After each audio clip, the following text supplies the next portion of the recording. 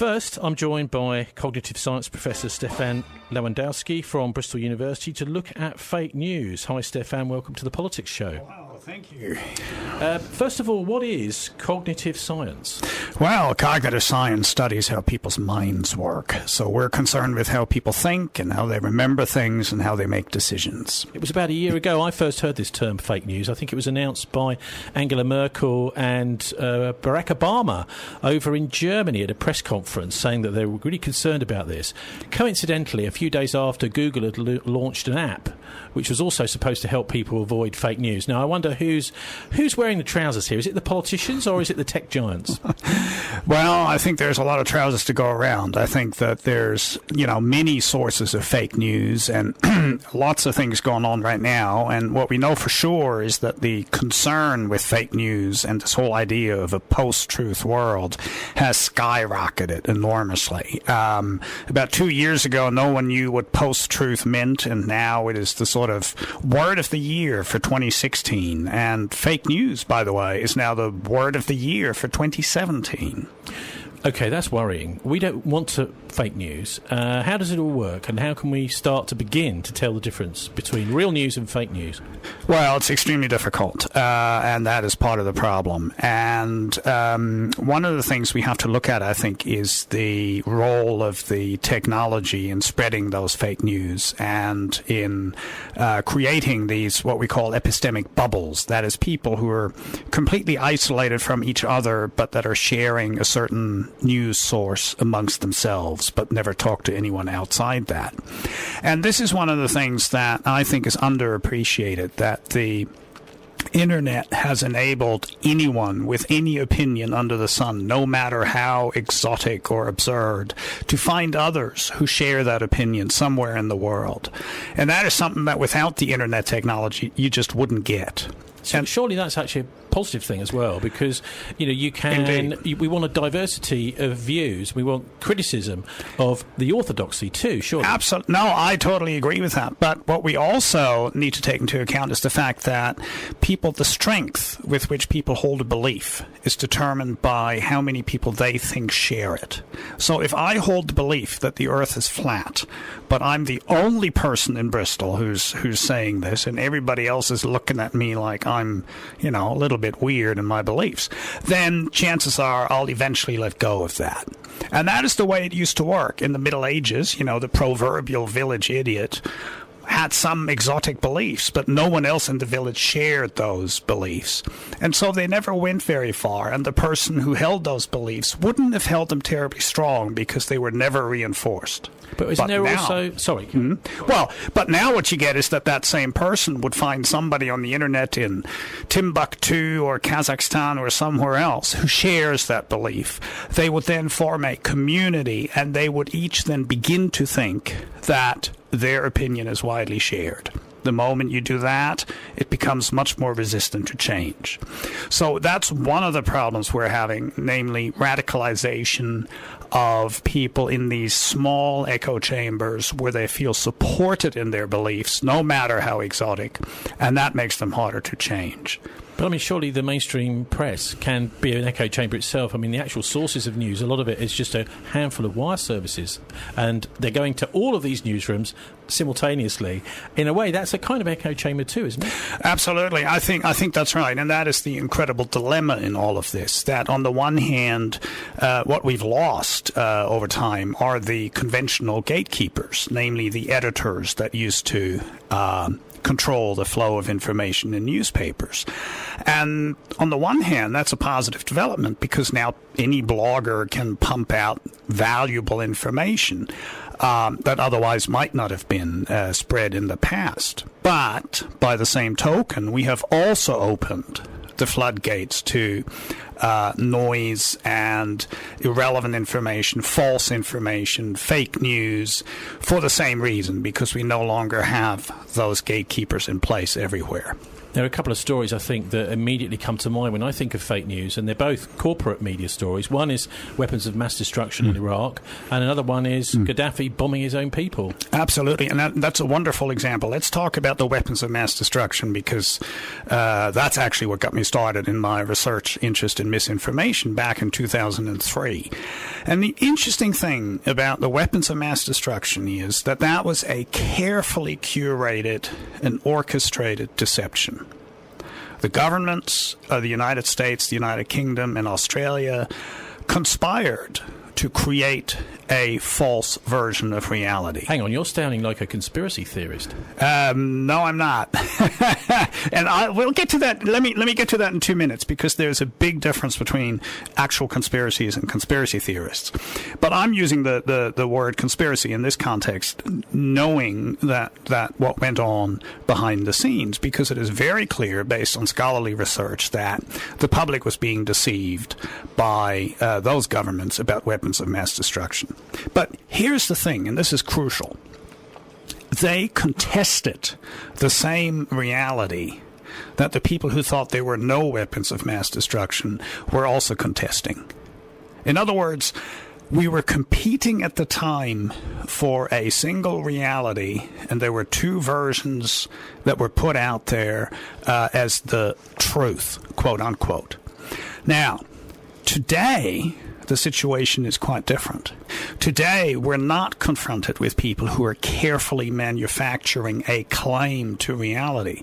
Today, we're confronted with people such as Donald Trump or his supporters who quite openly say, oh, look, we have alternative facts. We now have a situation where we're confronted with what I call epistemic insouciance. People just no longer care if they're talking about reality. That no longer matters. You just can say anything you want. In fact, there was a recent instance here in the UK involving Katie Hopkins, whom I presume you're aware of, who basically said, oh, look, no one knows what the truth is anymore. I can say whatever I want. This was after she tweeted about that car accident in London that she thought was a terrorist attack. It wasn't, but that didn't matter to her because, hey, I can make up my own reality. Now, that shift from going from a carefully managed deception that is competing for the same reality to now what I call shock and chaos of disinformation, that is a profound shift. And I think that is extremely important because there is literature in political science that tells us that producing this shock and chaos flood of disinformation is an attribute of authoritarian regimes and dictatorships. And that's why I'm very concerned about that. I mean, we've heard about Naomi Klein, the Shock Doctrine as well. She's done quite a lot of work on this, the idea that you can almost treat the mass of the population almost as if they're a psychiatric patient and give them a shock and get them to accept a new kind of way of doing things. And that actually, as they're being shocked, effectively it's a kind of form of mass bullying that you can then get people to change their behaviour like that. That's a bit scary. Indeed it is. And maybe that's why we just don't want to think about this, Stephan. I think there's a lot of, I think you're right. I think a lot of people shy away from the implications of what is going on. And I find that even among, academics, scholars, journalists, very few people are really willing to believe that we have entered a new phase in our societies where some people are explicitly unconcerned with the truth. Donald Trump is not concerned with the truth. He lies about 5 times a day, according to the Washington Post fact checkers. And that is unprecedented. Now, I brought it up, conspiracy theory, but just to explain a little bit about that, because, how do you tell the difference between a conspiracy theory and and surely it's okay to theorise, and actually there are conspiracies out there. Absolutely. So how do we find our way through that particular mire? I mean, you could so easily sink here, the moon landings, or there are other theories out there, like you were talking about the cover-up over weapons of mass destruction. Exactly. How do we tell the difference? That's a very fascinating question, and it's actually extremely complex, and philosophers have been struggling with this for hundreds of years. So it's not an easy question to answer. The way I address the problem is by looking at the psychology and the cognition of the people involved. And if you do that, then it turns out that there's a big difference between the people who uncover true conspiracies and people whom we would call conspiracy theorists. And let me give you an example. If you go through history, if you look at, weapons of mass destruction, you look at the NSA, the recent, what's his name again? I'm blocking on him now. The guy's now in Russia. What's his name? Snowden, thank you, of course. How could I forget? Edward Snowden. Anyway, in all those cases, what you find is that the conspiracies are revealed by whistleblowers, journalists, investigators, politicians, who were engaging in cognition that was extremely conventional and rational, for lack of a better word. Now, by contrast, people who believe in conspiracy theories are not using the same cognition by and large. They're applying a more unconventional form of cognition. So, for example, one of the crucial things about scientific theories or any other theory that wants to make a claim to truth is that it is coherent. The Earth cannot be both round and flat. It's just not possible. It's either one or the other, and no scientific theory would have any such incoherence in it. However, conspiracy theorists are perfectly happy with incoherence. So, for example, there's a study that showed that people who believe that Princess Diana was killed by MI6 rather than dying in a car crash in Paris, those people were also more likely to believe that she faked her own death. Well, you can't fake your own death if you've been murdered by MI6. The two things are mutually incoherent and contradictory. And yet that has not stopped conspiracy theorists from endorsing both of those mutually incompatible statements. Okay, so at the end of the day, what can you do when you see something you think, gosh, that's going to take probably a day of my time if I actually want to get to the bottom of that and find out whether it's true or not? Well, that's exactly the problem. Is there a shortcut? Is there a shortcut? Well, yes, I think so. I mean, I think you look at the record of the people involved and, you try to check out the source and you must make a judgment about the trustworthiness of a source. And, if somebody is tweeting away on Twitter whom I've never heard of and they're using all caps and exclamation marks and all this other stuff, then I'm inclined to say, well, actually, maybe I'll walk away from that one. What about deliberate disinformation? Because there is some evidence that governments around the world, including psychological warfare officers in the military, are actually spending quite a lot of money on conning people with complete fake stories, and that there's obviously quite a lot of time and effort going into specifically doing that for a specific purpose. Absolutely. And it's not just governments, it's also private organizations, as we know from the American election and also from the Brexit referendum, where Cambridge Analytica, or whatever these corporations are called, were instrumental in targeting individuals with specific information to get them to vote one way or the other, or to stay home. What about the US elections as well? Because that would be interesting to hear from you. What you think was being cooked up there to try and get people to maybe to discredit one candidate or another. Well, this is an interesting case again, because initially when all these claims about Russia came up and some Democrats were saying, the Russians hacked into the voting machines and all that, I was extremely skeptical, because to me that sounded like the beginnings of a conspiracy theory.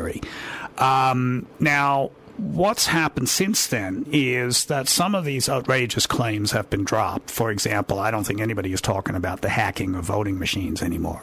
However, at the same time, it has become more and more apparent that there was a significant effort by the Russians to influence the election in favor of Donald Trump. And the most interesting indicator there is Facebook. And if you look at the timeline over the last 12 months or so, Facebook started out saying, hey, look, there's nothing to see here. And then it got to the point where we now know that 125 million Americans were exposed to disinformation that was financed by Russian customers of Facebook. So I think clearly something happened there. There is no question. It is also the case that somebody hacked into Macron's email during the French election. And the list goes on. And so there's no question that they're some people and governments trying to influence our democratic process, and we have to be super concerned about that. And now, hang on, because the CIA have been doing this kind of thing, haven't they? I know they spent a lot of money in the 1980s, for example, influencing elections in Italy because they were worried Indeed. the communists were going to get in.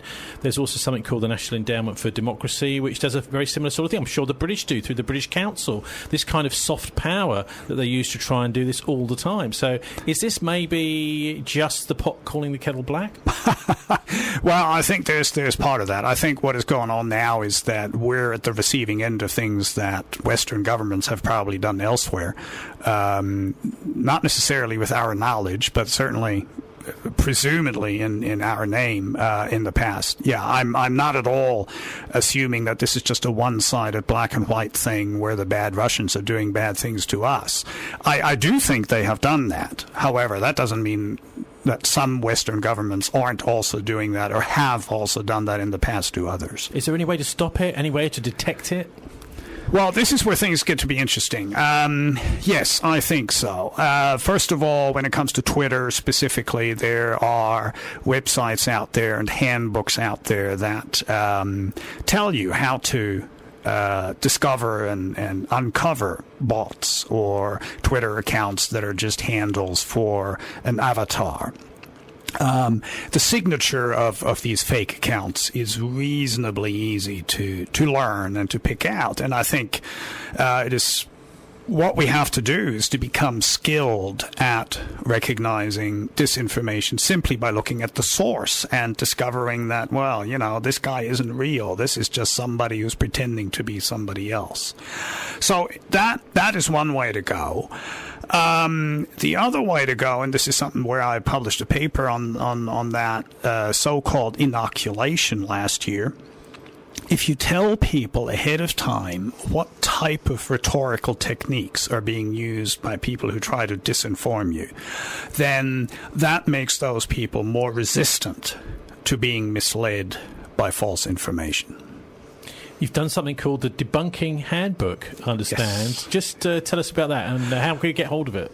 Well, you get a hold of it by going to sks.to/debunk, and you can download it in something like 11 different languages. Wow. Okay, we'll put a link to that on our show page at thisweek.org.uk for our listeners. You can download that and get a full briefing.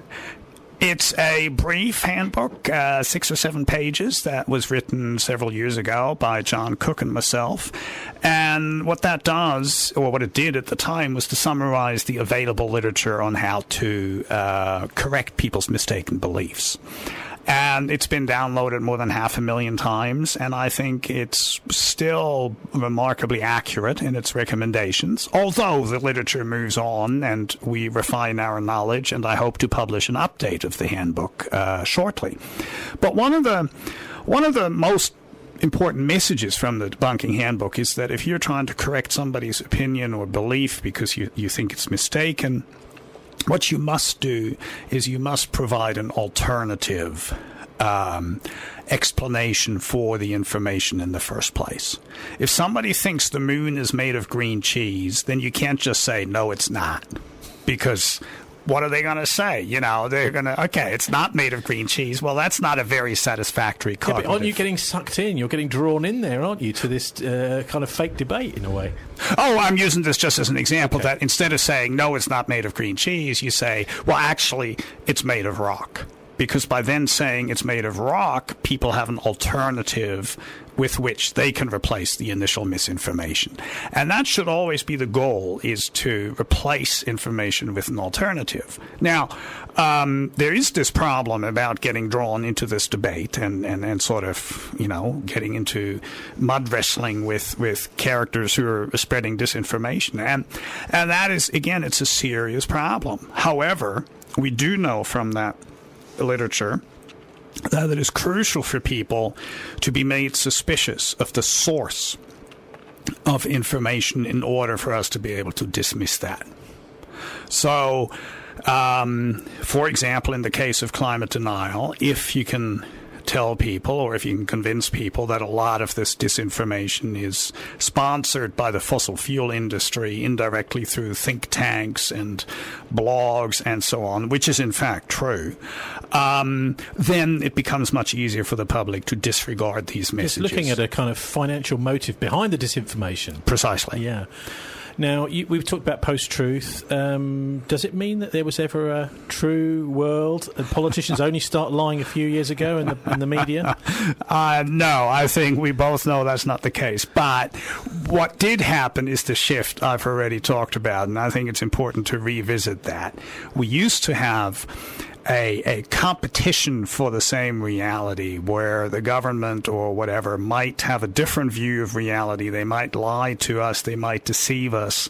But they didn't do it to create a completely random reality in which anything goes. No, back then they did it in order to convince us that a certain thing was true.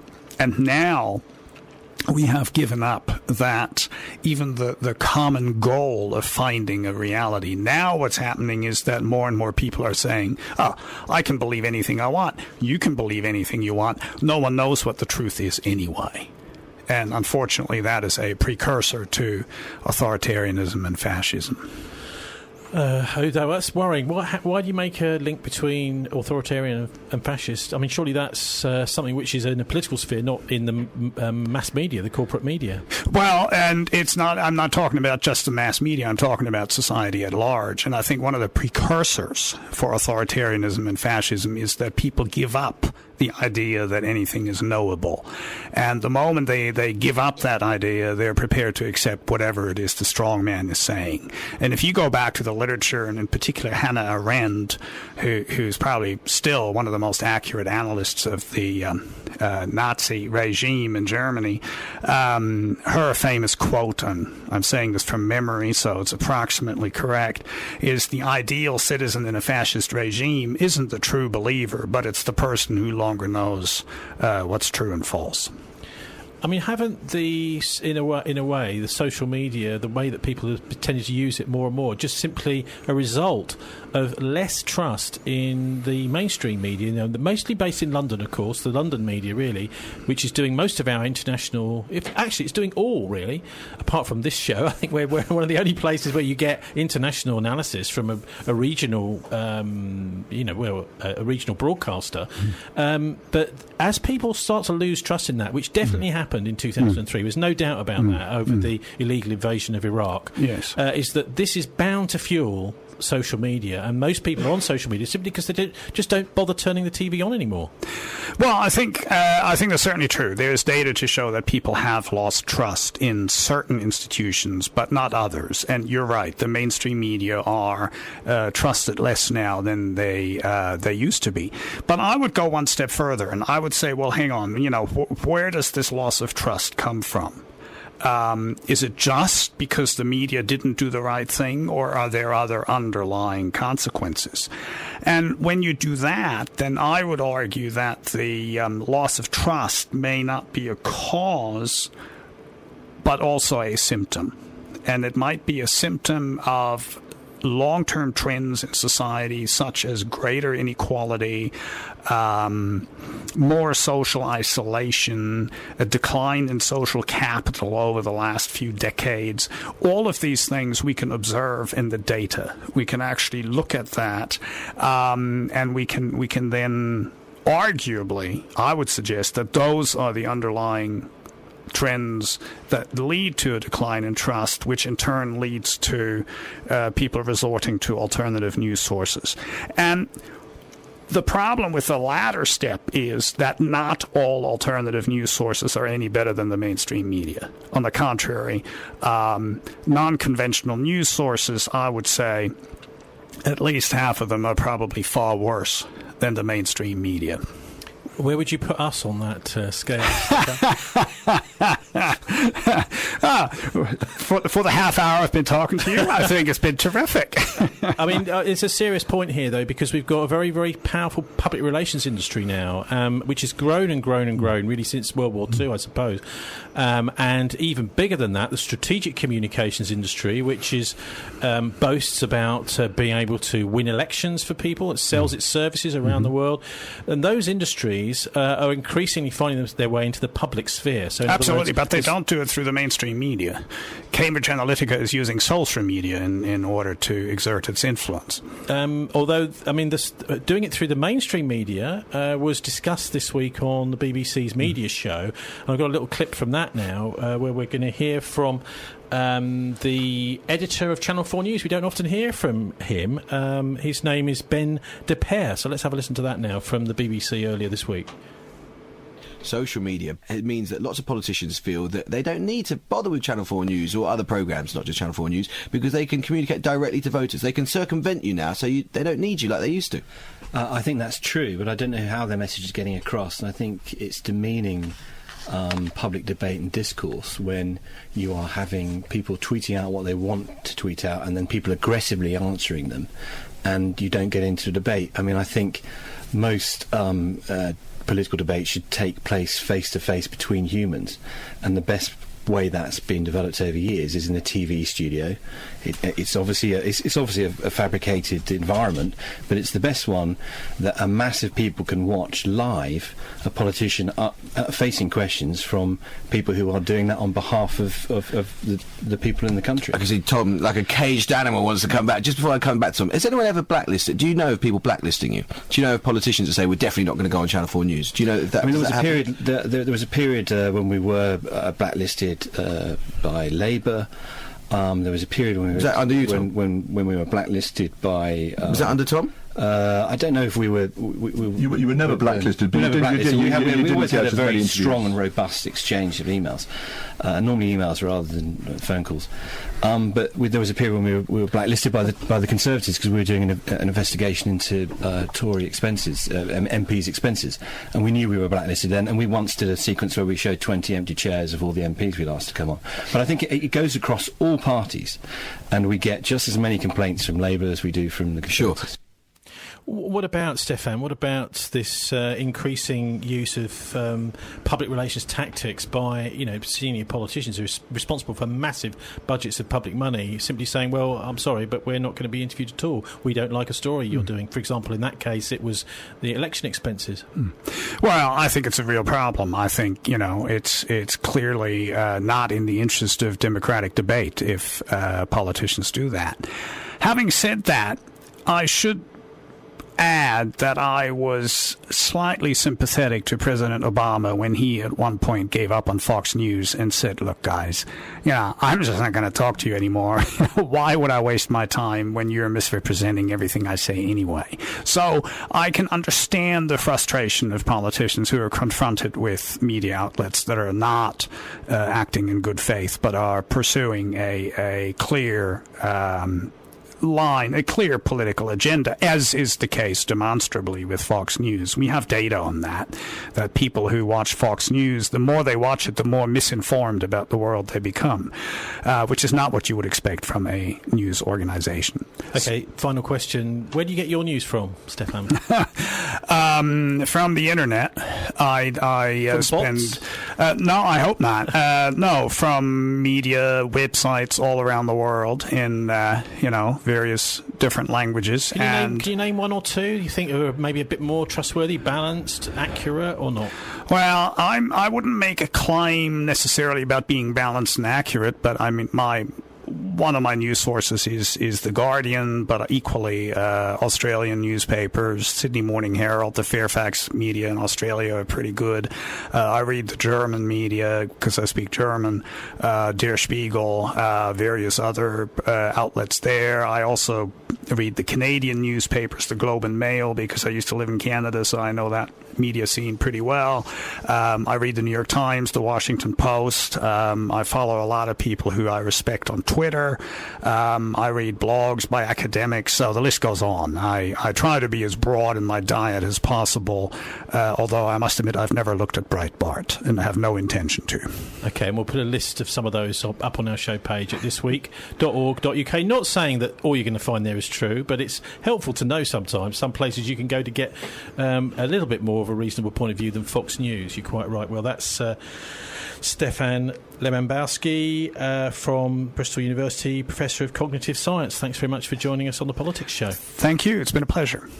Now, Martin Summers, what do you make of what we've just heard there? Well, I obviously listened with great interest, and I basically agree with a lot of it. Although, in actual fact, I've got some doubts about some of the detail that you get from websites or from the mainstream. We're not necessarily going to agree. Ultimately, it comes down to whether people are telling the truth or not. And I'm afraid we've had court systems for thousands of years, and we still have plenty of arguments in our courts about who's telling the truth or not. And I'm no doubt we're going to carry on having them. Well, we'll be doing a bit more of national news in a minute, but we're going to have a listen now to this this film which is out called Slaughterbots. It's pretty horrible stuff, but people involved in artificial intelligence around the world, professionals working in the field, have decided that it's something that we need to know about, and particularly they're lobbying the United Nations to try and make sure that these slaughterbots are banned. So here's an extract from that film now. Watch. A $25 million order now buys this. Enough to kill half a city. The bad half. Nuclear is obsolete. Take out your entire enemy, virtually risk-free. Just characterize him, release the swarm, and rest easy. These are available today. We have a distribution network taking orders from military, law enforcement, and specialist clients. The nation is still recovering from yesterday's incident, which officials are describing as some kind of automated attack, which killed 11 U.S. senators at the Capitol building. You can see high windows, very small, precisely punctured to gain entry to the building. What did you do for the victim? I just did what I could for him. Things weren't even interested in me. They're just buzzing. Government sources admit the intelligence community has no idea who perpetrated the attack, nor whether it was a state, group, or even a single individual. So if we can't defend ourselves, then we strike back. We are investing very heavily in classified defense projects. Claim relaxing firearm legislation would be useless against the so-called slaughterbots.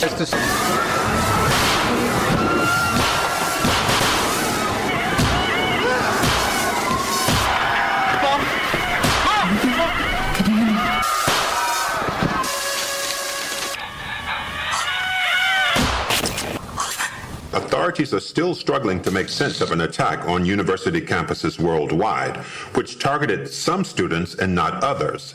The search for a motive is apparently turning to social media, and a video shared by the victims exposing corruption at the height. This short film is more than just speculation. It shows the results of integrating and miniaturizing technologies that we already have. I'm Stuart Russell, a professor of computer science at Berkeley. I've worked in AI for more than 35 years. Its potential to benefit humanity is enormous, even in defense. But allowing machines to choose to kill humans will be devastating to our security and freedom. Thousands of my fellow researchers agree. We have an opportunity to prevent the future you just saw, but the window to act is closing fast. Martin, what do you make of this? This is a technology which seems to be running out of control. You can program these little things to talk to each other and actually to single out specific individuals. One of the things that didn't make really clear there was that they can be programmed with facial recognition software, and literally a drone can fly at somebody, a specific individual, and kill them. Just as easy as that. Warfare is becoming more mechanised than it's ever been, and having soldiers which are robots rather than proper soldiers means that you haven't got any morale problems with a robot. But nevertheless, one of the arguments they're using there is saying that they're more likely to kill people in cold blood. A machine will do that. Well, they are indeed, and of course they can program drones to make its own kill decision. You have all these people flying drones from inside the US, killing people in Afghanistan, Pakistan, and so on. Well, and from RAF Waddington. And from RAF Waddington. Yeah. But the reason why you have somebody flying is because they then make the decision whether to kill or not to kill. But of course, it's perfectly feasible to program the drone to make the decision. But I would suggest that both the drone and the individual can make the wrong decision, because that's quite easy to do. The other thing is, this film, anyway, depicts this whole thing as something which can be... It's actually not being used in a military context against the massive civilian population of millions in a city. Well, that's right. I mean, the US military are developing all the techniques that they can. There's a really good book I read about this recently by Mike... what's his second name? I'll have to think of his second name. Davis, which is about the US military preparing to fight in third world cities. They realise that their main enemies are going to be concentrated in third world cities. They envisage within 10 to 15 years they might be fighting in Rio de Janeiro or in Bogota, and how would we deal with that? And of course they're bringing all of their technology to bear on it, as they did in Iraq. But of course cities are very difficult to deal with, even with high technology, because you've got loads and loads of people, and it's just too complex an environment for anybody to understand, robot or individual or human being. What they've said is this makes nuclear weapons obsolete, because you can just target whoever you want and send the drones off. Do you think there's any chance of getting these banned at the United Nations? Is the United Nations a force to be reckoned with anymore? I think the real problem with all of this is, why are we fighting anyway, and who's fighting who about what? And that's going to carry on being a problem for... I mean, the Russians, of course, are developing robot warfare as in competition with their NATO adversaries. Ultimately, of course, what I've always thought about the drone campaign in the US, if there was a serious terrorist opposition, which I very much doubt, because most of it is actually orchestrated from within intelligence services, then the obvious thing to do is just go to the places, RAF Waddington, for example, and using very conventional technology, kill the people who are flying the drones. And it's not always impossible to do that. In a full-on Third World War, you can certainly expect that to happen. A car bomb inside a drone facility could kill a lot of people if it took them by surprise, and that's real warfare. There's no shortcuts, and ultimately, if you get it wrong, you can lose. Condemnation from around the world, almost everywhere actually, apart from the US White House, Washington, Congress, and the Israeli Parliament this week of Donald Trump announcing the intention to formally move the US Embassy from Tel Aviv to Jerusalem to recognise Jerusalem as the capital of Israel. And let's have a listen now back to... It was just before the announcement and Prime Minister's questions this week when that exact point came up. Ben Bradshaw! The recognition by Donald Trump of Jerusalem as the capital of Israel will do grave damage to the prospects for a just and lasting peace settlement between the Israelis and the Palestinians, which has been British and indeed American foreign policy for decades. Was she consulted about this announcement, and if so, what did she say? And will she here and now unequivocally and clearly condemn it? Well, I say to the right honourable gentleman that I'm intending to speak to President Trump about this matter, but our position has not changed. Our position, as he says, has been a long-standing one, and it's also a very clear one, that the status of Jerusalem should be determined as in a negotiated settlement between the Israelis and the Palestinians, and Jerusalem should ultimately form a shared capital between the Israeli and Palestinian states. That is, we continue to support a two-state solution. We recognise the importance of Jerusalem, and our position on that has not changed. Well, the British position, again, is actually at odds with what Trump's doing. Trump has taken a rather reckless decision here. I think what's fascinating about this is the Israelis and the Saudis were lining up to start a war with Iran, and by recognising Jerusalem, the Saudis have been discommoded. So the alliance between Israel and Saudi Arabia, which was being developed in order to have a war with Iran, which Trump was on board with, has now been somewhat undermined by this basically meaningless recognition. It doesn't mean anything it obviously upsets everybody, but it doesn't make any difference to physically to what's going on. And what about what Theresa May's there is saying about it's up to the Palestinians to negotiate this with Netanyahu? Well, Netanyahu has pushed for this recognition, as has most of the Israeli establishment. What I'm saying is the Palestinians are not in that strong a position, are they? Well, I mean, the Palestinians have made their position clear. If the Americans are going to say this, then they are no longer to be treated as mediators. And also Hamas have said, well, this is basically a declaration of war by the United States on Palestine, and we will pick up that glove. What about the status of Jerusalem? Because East Jerusalem was always supposed to be Arab, surely.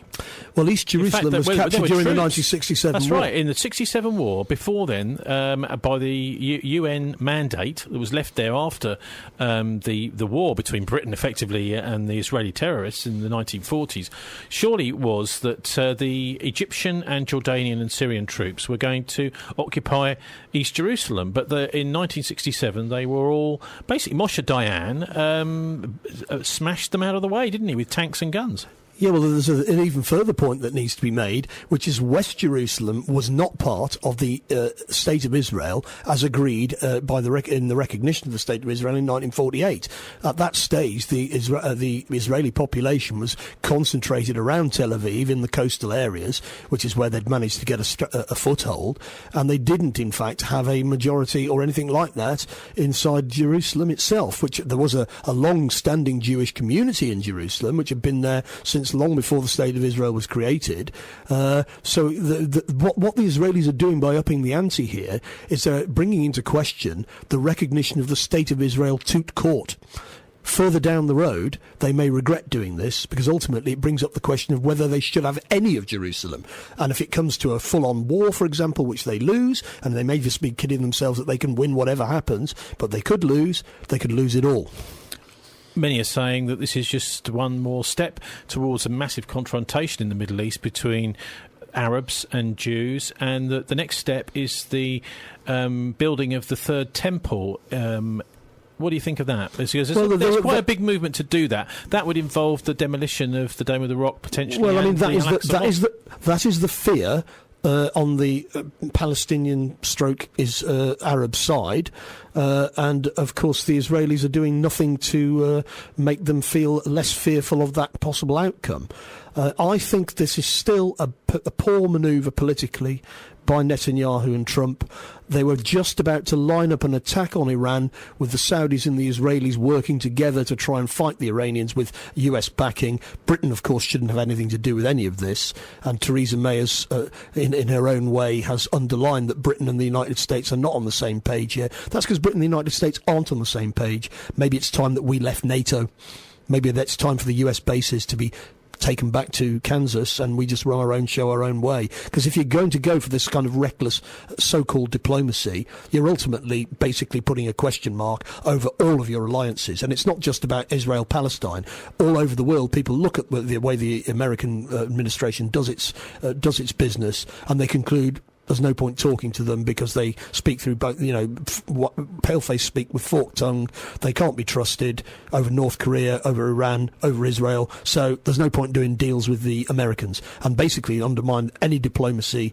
I mean, the sanctions bill that's been passed in the US against Russia means that there's got to be a vote in the Congress and the Senate now to lift that sanctions, and that just means that there's no possibility of negotiating with the US. No possibility at all. And if there's no possibility of negotiations, all that's left is war. But Trump and Netanyahu are both saying, well, this is simply, Jerusalem is the capital of Israel. Everyone's known that for decades. The Israelis have claimed it as their capital, but nobody else has recognised it until now. Well, I mean, surely historically Jerusalem is the capital of that part of the world. No, it was part of the Ottoman Empire for hundreds of years, and it wasn't the capital of anything. It was just a provincial city in the Ottoman Empire. But surely you can see why many Jewish people, not just Jewish people, but other people might say, well, actually, if you're going to have a capital in the State of Israel, Jerusalem is it. No, it's Tel Aviv was where the original state was founded. But that's the spiritual home, is what I'm saying. Well, no, but yeah, and in actual fact, the United States used to be part of Great Britain. So maybe in actual fact, the capital of the United States is in fact London. Of course it is. That's what it was. Let's get back to what we used to have, and that's only a couple of hundred years ago. OK, the news today is that clashes have been erupting on Friday over Trump's move this week. Violence has flared between Israeli forces and Palestinians protesting at Donald Trump's contentious recognition of Jerusalem as Israel's capital. The occupied West Bank over the Israel-Gaza border, where one Palestinian has been killed. Tensions are high in the wake of Trump's announcement. His policy shift was hailed by Israel but condemned across the Arab world and Islamic world. What the BBC don't tell you there was the rest of the world as well, including Europe and the Pope. Yes, and of course, if there is now an uprising in Palestine, which Hamas have called for, it's going to add to the fuel to the fire of a general Middle East war in which we'll all be dragged in, whether we want to be dragged in or not. I mean, the figure of Benjamin Netanyahu is right at the centre of all this, so I thought I'd have a little look at him and his past, his history. There's an excellent documentary. I'll put a link up to it on our show page at thisweek.org.uk on a series called PBS Frontline. It's called Netanyahu, the Early Years. So let's hear a little extract from that now. When he was 7, Benjamin, who was called Bibi, and his 2 brothers, Yoni and Ido, left Israel. He spent some of his best years in the United States, and Netanyahu truly admires America, the American culture, the American language, everything about America. He attended elementary school in New York, high school in suburban Philadelphia. He picked up flawless American English. He's so American. When you have a conversation with Netanyahu where it really gets engaged in it, he switches from Hebrew to English. The move to America was not voluntary.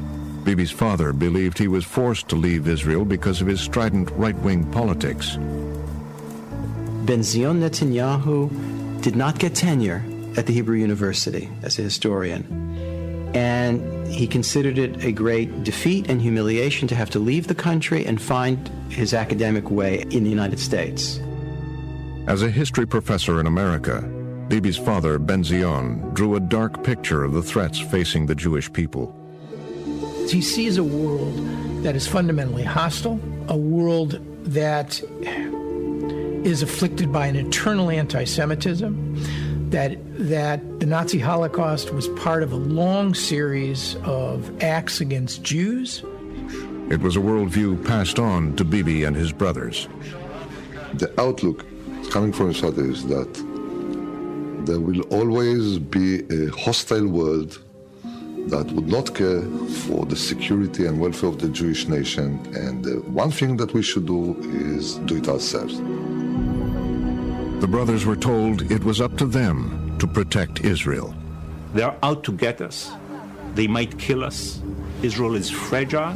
My role is to save this people who are like childish. They don't understand history and world politics. And my role is to try to save them from their own mistakes and from these terribly demonic, evil forces surrounding them. This is basically the Netanyahu gestalt. Well, Netanyahu is actually under investigation by his own police force for corruption. And he's trying to pass a bill through the Knesset which will not allow existing prime ministers to be prosecuted while they're in office. There's not been such a rule before in Israel, and he's trying to bring one in, but lots of people are very unhappy about it. So in many ways, this recognition of Jerusalem is a way of him trying to wriggle out of the possibility that he himself might be sent to prison for corruption. He's very right-wing, but he's not as right-wing as some people in Israel, and the danger of a major war as a result of this kind of posturing is very real. And next week we'll have a look at how he came to power, which is a fascinating episode in itself. Also this week, Martin, the Philippines has got to be prepared for the worst case scenario after 733,000 were given dengue vaccine that could actually worsen the disease. This was in The Independent this week, and it's part of a school immunisation programme. Now this, I mean, we keep hearing about Russians trying to create scares over vaccines. Actually, this is a very real one, where it's 700,000 people. It looks as if they'd be given a faulty vaccine. Well, if that's the case, then it's regrettable and reprehensible. But I simply don't know enough about it to have a strong opinion. What about also this week we've heard that Russia is going to launch an independent internet for the BRICS nations. That's on the blacklisted news, but they're sourcing another website. I'll tell you what that is in a second. But what about that as an idea? Well, the Russians alter. Well, I mean, but basically, what we've got is a struggle to try and control people's news information and the kind of information. Actually, it's from they Russia get. Today. This. Well, yeah, I mean, and they are getting fed up. For example, of Russia Today have been banned, treated as foreign agents in the US. They've been banned from access to the US Congress. And coming back to what was mentioned earlier about them supposedly hacking Macron's email and some Russians supposedly sending millions of bots into the US election, I think that's fake news, frankly. There's a lot of money spent on US election and a lot of manipulation, but very little of it's done from Russia. OK, finally, what about news that ISIS has got no strongholds left anywhere in Iraq or Syria now, according to the Russians? Well, what's now happening is that ISIS, which is in fact a cat's paw of Saudi and Western intelligence, are reappearing elsewhere. They're appearing in Libya, they're appearing in the Philippines. You just mentioned the Philippines, and that gives the US a reason to send military to the Philippines to help stop ISIS, because of course the US military were kicked out of the Philippines during the revolutions there in the 1990s, just as they ought to be kicked out of the United Kingdom. Time to sign off now for the Murdoch News at 7. Coming up, live on Facebook, we hope, is Arabian Nights with Mohammed Makawi. Thanks to our guests in the first hour, Labour Cabinet Minister for Housing, Paul Smith. Also, thanks to Old Labour Oxford economists Martin Summers and Stephan Lewandowski from Bristol University. Our sister show Dialect, we hope, is on next Tuesday at noon. Catch it online at dialectradio.co.uk. This show, story links and comment pages, one word, thisweek.org.uk. You'll find me on Twitter at Tony Gosling. He's wishing you a relaxing and enjoyable BCFM weekend. I'll leave you with music from 1978, the Gibson Brothers and Cuba. Do please join us for the Politics Show at the same time next week. If not here, then online. God bless, and don't let the banksters get you down.